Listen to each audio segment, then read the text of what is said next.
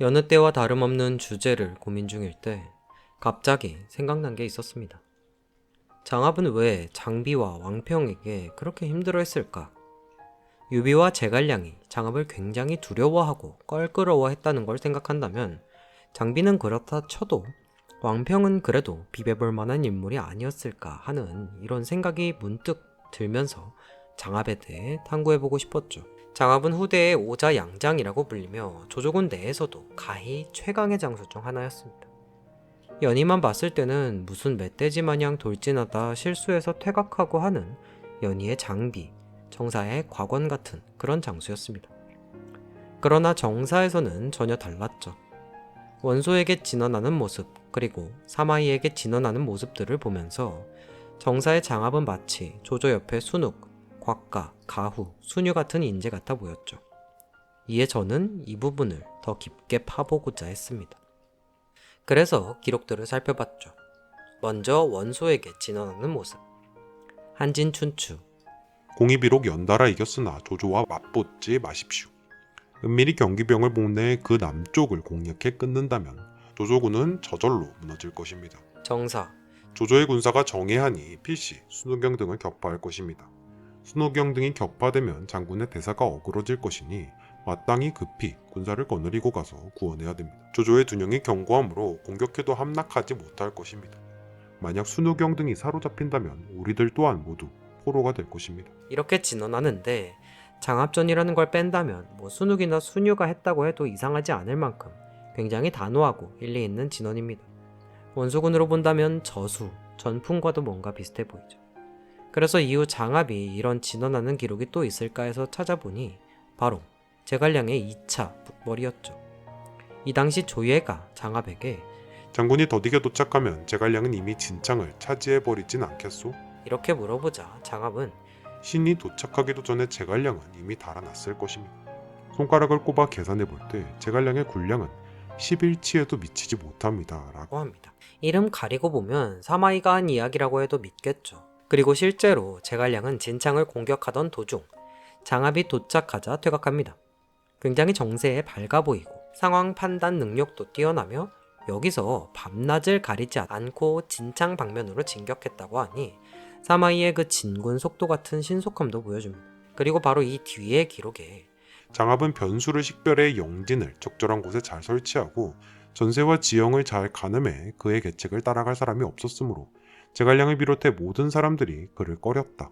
장합이 비록 무장이었으나 유사들을 경애하고 좋아해 일찍이 같은 고향 출신인 비담이 경하게 밝고 행실이 훌륭하다 하여 추천한 적이 있다. 이에 조서를 내렸다. 옛날 제주는 장수가 되었을 때 오경대부를 설치하자고 상주했고 군중에 있으면서도 여러 유생들과 아악을 연주하고 투호를 즐겼는데 지금 장군은 밖으로 육녀를 통솔하면서도 안으로는 국조를 존중하는구나. 짐이 장군의 뜻을 가상히 여겨 비담을 발탁해 박사로 임명한다. 라는 기록도 있으니 실제로 굉장히 학문의 밝은 인물로 보이죠. 마치 오만함을 뺀 관우라고 보면 딱 들어맞아 보입니다. 이후 사망 직전에 사마이와의 일화가 위략에 있는데 여길 보면 제갈량의 퇴각에 사마이가 장합을 보내 추격을 명령했다고 하고 장합은 군법에서 성을 포위할 때는 반드시 출로를 열어두고 퇴각하는 군사는 쫓지 말라 했습니다. 라고 하지만 사마이는 들어주지 않습니다. 이에 출진한 장합은 전사하죠. 연희에서는 사마이가 진군하지 말라 했고 장합은 멧돼지 마냥 추격하다가 전사하는데 연희와 정반대죠. 이런 장합, 사실은 머리를 쓸 줄 아는, 아니 굉장히 머리를 잘 쓰는 지장이었습니다. 그런데 장비와 왕평에게는 유독 약했죠. 장비에게는 탄거에서, 왕평에게는 가정에서 물먹고 노성에서 패배했다고 기록되어 있습니다. 지난 장비편에서 소개드렸듯 장비는 단순 무식한 인물이 아니었기에 장합이 장비의 상대가 되기는 힘들었다고 생각합니다. 장비는 단순히 무용만 뛰어난 게 아니라 머리를 쓸 줄도 알았고 야전 사령관의 능력도 출중한 인물이었습니다. 장합의 상위 호환이죠. 이기기 힘들었던 게 당연했을지도 모릅니다. 그러나 왕평은 조금 다르죠. 왕평은 아는 글자가 10자밖에 안 되었다고 하고 배움이 짧아서 계속 공부를 게을리하지 않았다는 기록도 있으니 대기만성형 인물이라고 보입니다. 앞선 기록처럼 유생들과 자주 어울리고 애시당초 귀족 출신이라는 이야기도 있는 장압과는 결이 다른 인물이었죠. 왕평이 위나라에서 귀순한 항장이었고 한중 공방 당시 조조를 따라 참전했었다고 하니 이 당시 하후영과 함께 있던 장압은 당연히 왕평을 익히 알았을 겁니다. 이민족이었던 두호, 박호와 함께 귀순했던 왕평이었기에 장압은 왕평을 좀 낮게 봤던 게 아닐까 하는데 확실한 건 알기 어렵죠. 그래서 그랬는진 몰라도 장압은 왕평에게 항상 막히게 됩니다. 가정은 왕평이 잘 대처하기도 했지만 장압이 생각이 너무 많았다라는 이야기도 있기에 누가 잘했다 못했다를 평가하긴 약간 애매하죠. 그러나 기록이 거의 없는 노성전투는 그냥 왕평이 장압을 잘 막았다라고 하니 꽤나 능력이 있는 건 확실합니다.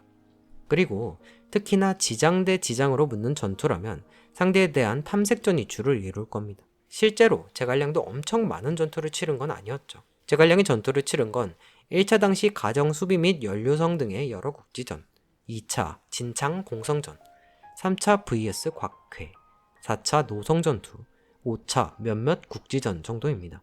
1차는 기습이라 군대 군의 싸움으로 보기에는 어려운 부분이 많죠. 먼 추풍 낙엽 마냥 항복하고 제갈량이 이를 안정시키려는 구도였으니까. 2차는 진창 하나라 패스, 3차는 곽회라는 또 하나의 지장과 싸웠고 4차에선 정말 제대로 붙긴 하죠. 5차에선 오장원을 중심으로 위수, 북원에서 교전이 있었으나 이후 그냥 우주방어 모드에 들어간 사마이가 제갈량의 사망까지 기다렸다가 승리하죠. 즉 이런 두뇌 싸움이 일어나는 곳은 교전이라는 게 별로 없습니다. 기습, 도발, 복병 이런 게 쉽게 통하지 않죠. 해서 장압도 왕평이 굳게 지켜서 이기지 못했다라는 기록인 건 그냥 왕평이 사마이의 오장원 마냥 안 싸워줘서 이기지 못한 거지 왕평에게 대패했다 이런 건 아니라고 보이죠. 원하는 바를 못 이뤘으니 패배라고 볼 수 있기는 하죠. 즉 장압은 패배할 만한 인물들에게 패배했다라고 볼 수 있습니다. 이를 두고 장압이 능력이 부족하다 하는 건 너무 과대 해석이죠. 정리하자면 장압은 지장인데 그 지모의 능력이 웬만한 참모급 이상입니다. 해서 보자면 제갈량이 그렇게 원했던 병법에 밟고 전장을 지휘할 수 있으며 적절한 대응을 할 수 있는 참모급이면서 군대를 지휘 가능한 인물, 바로 자신의 후임으로 원했던 그 능력을 장압이 고스란히 갖고 있었던 거죠. 그래서 제갈량은 장압을 그렇게나 껄끄러워했던 게 아닐까. 마찬가지로 사람 보는 데는 도가 텄던 유비가 하후연은 바지대장이고 본체는 장압이다 라는 생각을 가지고 있던 게 아니었을지. 오늘은 장압에 대해 알아보았습니다. 늘 느끼는 거지만 연희와 정사의 기록은 정말 너무나도 다르고 판이하게 더욱 재미있는 삼국지 라이프를 즐길 수 있게 해주는 것 같습니다. 오늘도 재미있게 봐주셔서 감사합니다.